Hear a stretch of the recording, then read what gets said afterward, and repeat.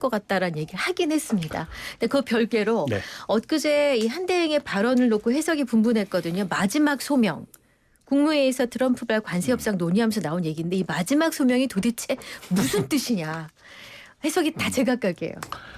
글쎄요, 보니까는 뭐 이제 미국과의 통상 이슈를 얘기하면서 본인 경험 얘기하고 네. 본인 네트워크 얘기하고 마지막 소명으로 그 이슈를 풀겠다. 그러니까 문자 그대로 해석하자면 그건 것 같은데 네. 정치적 행간에는 통상 이슈의 성과를 내는 것으로 나는 정치 혹은 대권으로 가겠다. 이 얘기인 것 같아요. 그러나 여전히 출마 불출마에 대해서는 이 즉답을 안 하는 게 일종의 전략적 모호성 네. 같은 걸로 몸값 올리기를 네네. 하고 저울질을 하는 것 같은데 아니, 나가려면 빨리 나가야죠. 이분이 대선 네. 관리자 역할이에요. 그다음에 네. 국정 책임자 역할인데 이렇게 이제 출마의 뜻을 두고 저울질하고 간보면서 그 자리에 앉아 있는 거는 그 한시라도 부적절합니다. 출마할 건 빨리 나가시라. 근데 권성동 원내대표가 한대행은 국민의힘 경선에 출마하지 않는다고 밝혔잖아요. 그러니까 당내 경선 안 나온다는 뜻인 거죠? 그렇습니다. 네. 먼저 이제 그 반기문 그때 총장하고 틀린 게요. 그분은 기간이 너무 길었어요. 그러다 보니까 이 검증도 그렇고 비용도 많이 들었어요. 네네. 근데 이번에 한덕수 대행은 딱 5월 3일 날 그렇죠. 너무 이게 딱 법정 선거운동 기간만 뛰면 돼요. 네. 돈 들 일도 없고 검증할 시간도 없어요. 예. 그렇잖아요. 예. 법정 기관이고 돈은 다 돌려받습니다. 당에서. 그리고 이게 그때 반기문 총장 이게 여러 후보들이 이미 여야 있었잖아요. 네, 그렇죠. 근데 이번에는 이재명 대표하고 단일 후보가 될 수 있기 때문에 전혀 다르다는 거 말씀드리고요. 네. 지도부가 이제 그 권성동 대표는 경선은 당연히 못 놓죠.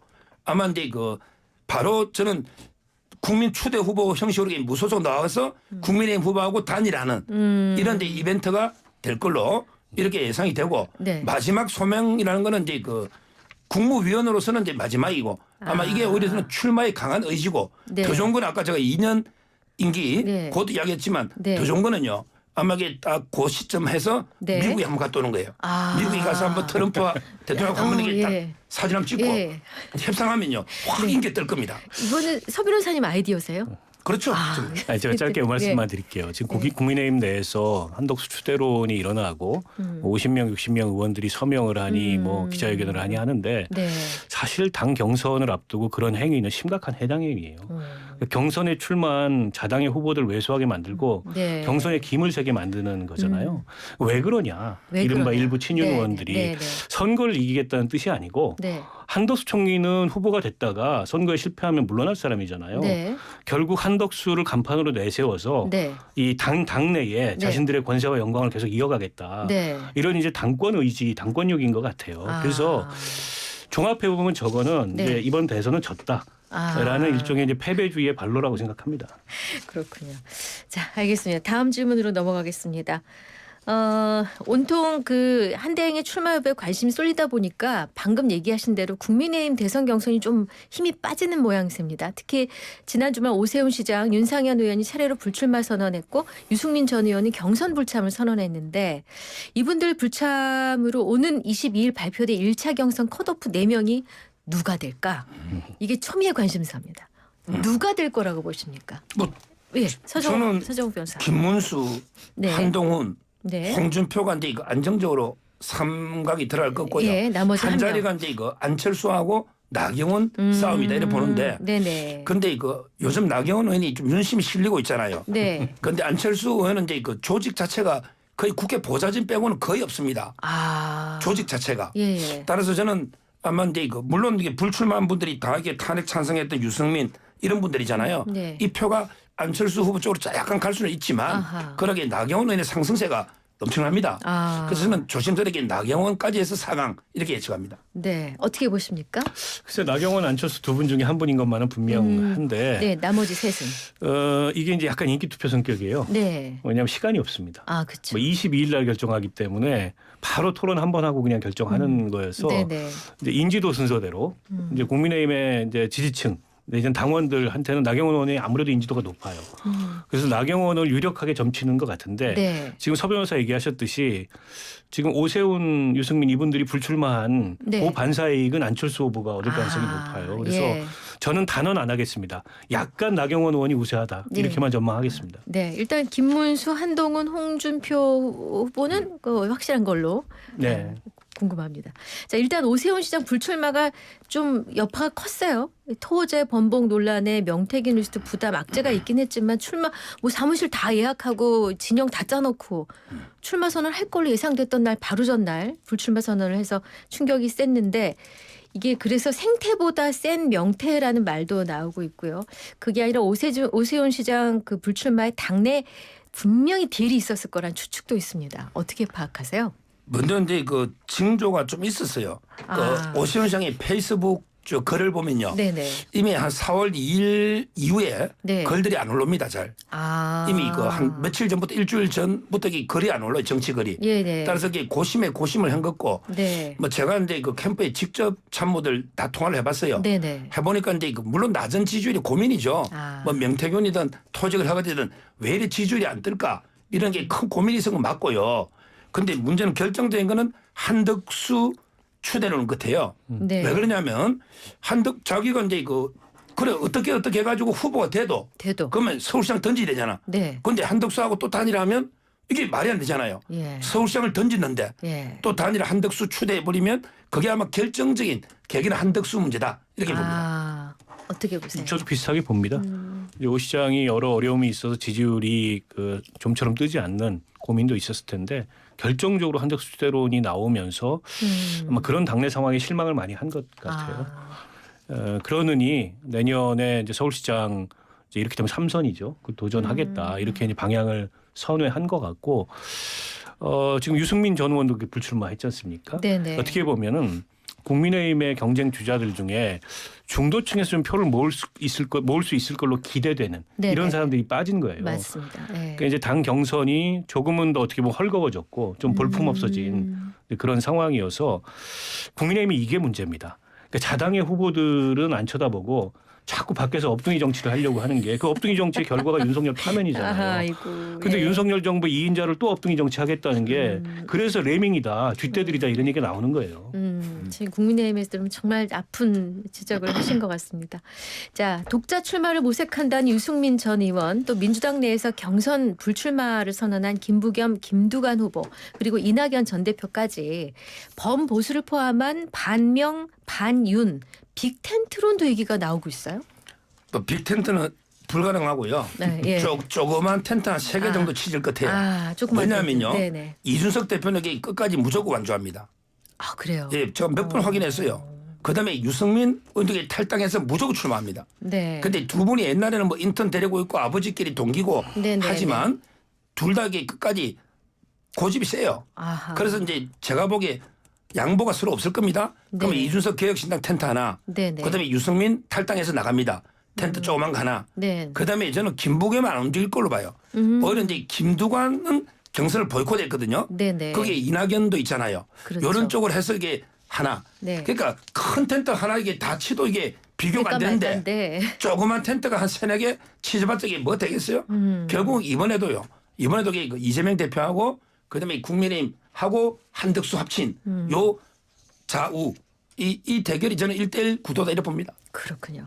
근데 이제 홍준표 전 시장이 오전에 한 라디오에 출연해서 개혁신당뿐 아니라 민주당의 반 이재명 세력도 같이 해야 이재명 예비후보 말 걸 수 있을 것이다 했어요.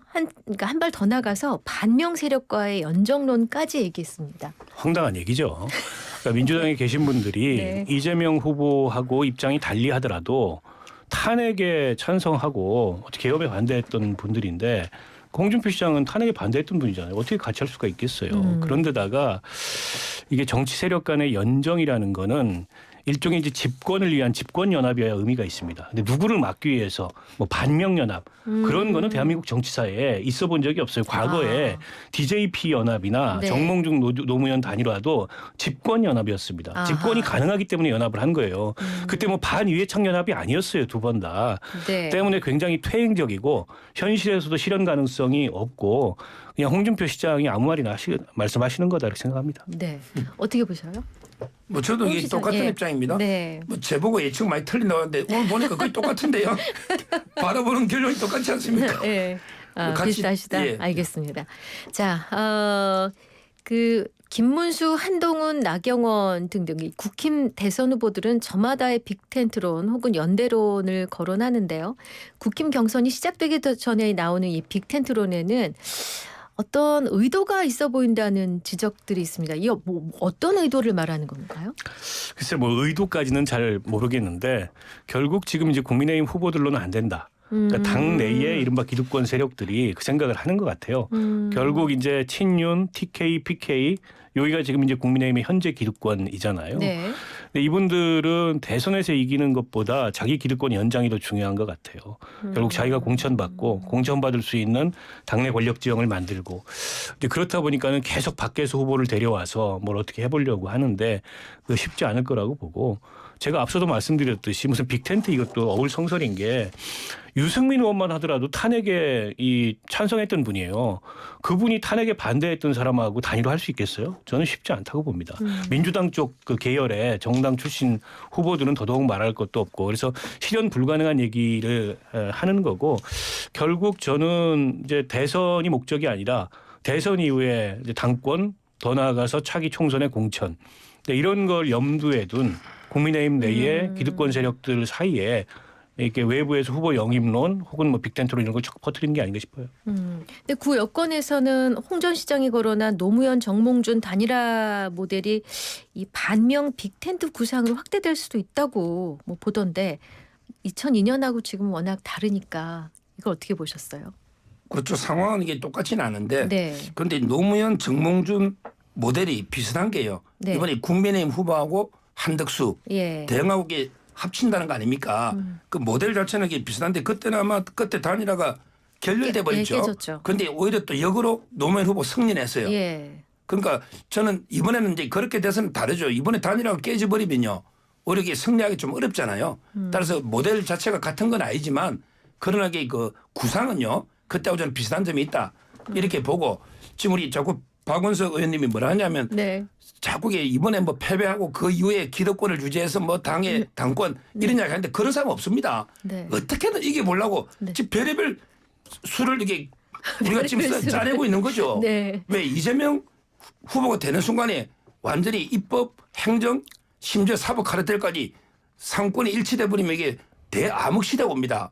공포정지 완전히 광란의 칼춤이 몰아치는 이걸 어떻게든 막아보려고 별의별 수를 쓰지 이걸 뭐 패배를 하고 내가 당권 잡아서 이게 아니다. 저는 가장 노력하는 분이 윤상현 의원이에요. 네. 그 충성심 하나는 네. 대단합니다. 네. 아니 설마 계엄 일으키고 내란 일으키고 국회 군대 보내고 선관위 군대 보내고 그런 짓까지 하겠어요? 누가 더 위험합니까? 제가 보기엔 국민들 다 판단하고 있는 거라고 보고 정몽준 노무현 단일화가 마지막엔 결렬이 됐지만 결렬됐지만. 효과가 있었다는 거는 네. 이질적인 세력의 연합이었기 때문에 곧 확장성이었어요. 아. 근데 한덕수가 이질적인 세력입니까? 초록은 동색이에요. 거기에 아무런 확장성이 없습니다. 성사 될지도 의문이지만 해본다 한들 별 의미가 없다 이렇게 생각합니다. 네. 어쨌든 국민의힘 쪽에서는 빅텐트 얘기 나오는 거 보니까 뭔가 좀 이것저것 다 끌어모아서 힘을 보태려는 그런 약간 자신감이 없는 모습으로 비춰지거든요. 그게 그러니까 이제 어떤 의도가 아니고 현실이 네. 요즘 여론이 과학이잖아요. 예. 여론조사 넘으면 너무 20% 이상 다 차이 나니 어떻게든 이렇게 모셔게 보자는 이런 의도죠. 다른 의도는 없는 거예요. 알겠습니다. 이제 민주당으로 좀 가보겠습니다. 이재명, 김경수, 김동연 이렇게 3파전 경선이 이제 될 것 같죠. 논란이 됐던 경선 룰에 대해서 김경수, 김동연 두 분 일단 따르겠다고 했는데 이렇게 되면은 흥행 별로 재미없는 경선이 되지 않을까요? 어대면 경선이 되죠. 그렇죠. 뭐 경선의 어떤 뭐 컨벤션 효과 이런 걸 기대하기에는 경선 자체가 이미 거의 결정된 경선을 하기 때문에 그래서 어떻게 보면은 이재명 후보 측도 경선을 특별히 염두에 두는 것 같지는 않아요. 그래서 본선용 공약, 본선용 정책 비전, 그리고 본선용 조직 뭐 정비 이렇게 이미 나선 것 같아요. 그래서 경선보다도 이재명 그 후보에 대한 여러 가지 이제 이 지적들이 있잖아요. 비호감도 네. 또 뭐 이런 것들을 어떻게 낮추느냐. 네. 그래서 이제 통합 포용 더 나아가서 좀 미래 비전 이런 것들을 어떤 걸 가지고 보이느냐. 특히 이제 개헌 가지고서 그동안에 우원식 의장 제안에 대해서 또 이재명 대표 가까운 데서 굉장히 격렬하게 반발하고 했거든요. 그러면 이재명 후보 이 표 개헌은 뭐냐? 이런 것들이 이제 궁금한 대목들이 있어요. 네. 근데 그에 대해서 어떤 답변을 하는지가 포인트지 경선이 무슨 뭐 특별한 변수가 될 것 같지는 않다 이런 생각입니다. 그 출마 선언 때 동영상 보면은 이렇게 파스텔 톤의 보드라운 인상으로 뭔가 이렇게 인간미를 보여주려는 그런 작업이 있었잖아요. 성공했다고 보세요? 글쎄요, 뭐 출마 선언만 가지고 만족스럽지는 않겠죠. 여전히 이제 아주 오래된 본인에 대한 여러 가지 이제 지적들이나 혐의들이 들어져 있기 때문에 네. 계속 노력을 해야 된다고 봅니다. 지금 이제 저는 룰 가지고요. 이재명 대표가 진짜 속이 좁고 현명한 사람이다. 옹졸하다 봐요. 기존 룰대로 자랑스러운 전통이 있잖아요. 국민 경선. 네. 그대로 해도 되는데 어떻게 하면 이게 1%라도 더 내가 더 따고 안전하게 후보되려고 룰을 바꾸잖아요. 5대5로. 그러니까 이제 김동완 후보로 불출마했고요. 근데 제가 취재해보니 2명 김경수, 김동연은 착한 2등 전략이더라고요. 각을 세우면 안 돼. 찍히면. 개딸한테 찍히거나 이재명 대표 찍히면 희망이 없잖아요. 따라서 이게 착하게 적절하게 그냥 흥행 메이크 정도 하면서 누가 2등해서 다음할지 요게 싸움이 관심이다. 그래서 지면요. 김경수자는 경남도에서 나가. 그다음에 김동연은 경기도 또 나가. 그러는 건 이제 둘이 참여에 때려봅니다. 네. 뭐 어쨌든 결국 어대민 경선인데 이재명 전 대표의 득표율이 얼마나 될 거라고 보세요? 글쎄 지금 같은 추세면은 뭐 한 70% 가까이 안 되겠습니까? 더 되지 않을까요? 지금 이게 옛날에 97년에 김대중 후보가요. 네네. 77.5 기록인데 네네. 이번에 전당대회는 85를 얻었거든요. 네네. 저는 그 사이 역대 신기록 세울 것 같아요. 제가 보는 건 이게 80에서 85 사이입니다. 80에서 85. 아니 그 다른 후보들도 열심히 하는데 이렇게 너무 네. 또 네. 자, 그런가 하면 윤석열 전 대통령의 멘토로도 불렸던 심평 변호사가 이재명 전 대표에 대해 실용적이고 반기득권적인 사람 이런 표현을 쓰면서 집권하면 한 달 내에 의료 사태를 해결할 것이다 이렇게 얘기를 했어요. 심평 변호사는 그동안 윤석열 전 대통령 사람으로 우리가 인식을 해왔는데 그 사이에 이재명 멘토로 변신한 걸까요? 뭔가요 이거? 아니 이분이 얼마 전까지만 해도 뭐 탄핵 기각 윤석열 복귀 마치 윤석열은 하늘에서 내린 지도자 이런 식의 그 말씀을 하시다가 갑작스럽게 또 이런 말씀을 하시니까 당혹스러운데 보니까 원래부터도 멘토도 아니었고 앞으로도 누구의 멘토가 될 일은 없을 것 같습니다. 어떻게 보셨어요? 지금 이제 이재명 대표 실용이 말도 안 되죠. 이거는 이제 위장 우클릭이지. 저는 실용으로 안 바뀌고 지금 이게 어떻게 보면 가장 이념지향적이고요. 네. 따라서 저는 도저히 동의할 수 없고 심평 변호사가 원래 이런 식으로 오락가락했습니다. 아하. 항상 이게 변화무쌍하게 바뀌었어요. 네. 근데 저는요. 일관되게 윤석열 지지입니다. 일관됩니다. 알겠습니다. 자, 오늘 민주당이 한덕수 대행 공수처에 고발하고 이번 주 안에 이 탄핵 여부를 결정한다고 합니다. 민주당이 한 대행에 대해서 뭘 하고 싶은 아니 걸까요? 탄핵은 안 할 거고요. 지금 네. 탄핵하면은 오히려 이제 출마하라고 등 떠밀고 명분 주어지는 거기 때문에 덩치를 키울 수 있다. 이제 고발한 거는 약간 이제 견제용인데 네. 이제 왕은혁 재판관 등 임명하지 않은 거에 대한 직무유기 네. 또 2명 헌법재판관 임명한 거에 대한 직권남용 등등으로 고발을 했는데 동일한 혐의로 국회에서 국회 탄핵 소추됐는데 기각됐잖아요. 네. 그래서 뭐 직무유기 이런 건 성립 안 할 것 같고 네. 2분 헌법재판관에 대해서 뭐 임명한 거는 조만간 가처분 결정을 내릴 것 같아요. 현재가. 예. 그래서 그 가처분이 만약에 인용돼서 네. 그게 이제 정지돼 버리면 한덕수 총리가 행사했던 그 권한이 부적절했다는 게 확인되는 거죠. 아하. 예. 오히려 대선 출마에 걸림돌이 될 겁니다. 그렇군요. 짧게 하나만. 김문수 후보 지지율이 좀 빠졌어요? 왜 그런 것 같으세요? 바로 이제 그 한덕수 대행하고 이게 대체 관계다 보니까 그 지지율이 한덕수 대행으로 많이 갔어요. 실제 좀 빠진 게. 그렇겠군요. 그런 원인입니다. 그렇군요. 알겠습니다. 여기까지 듣겠습니다. 자, 이슈 인터뷰 오늘 두 분과 함께했습니다. 서정욱 변호사와 박원석 전 의원께서 수고해 주셨습니다. 고맙습니다. 고맙습니다. 감사합니다.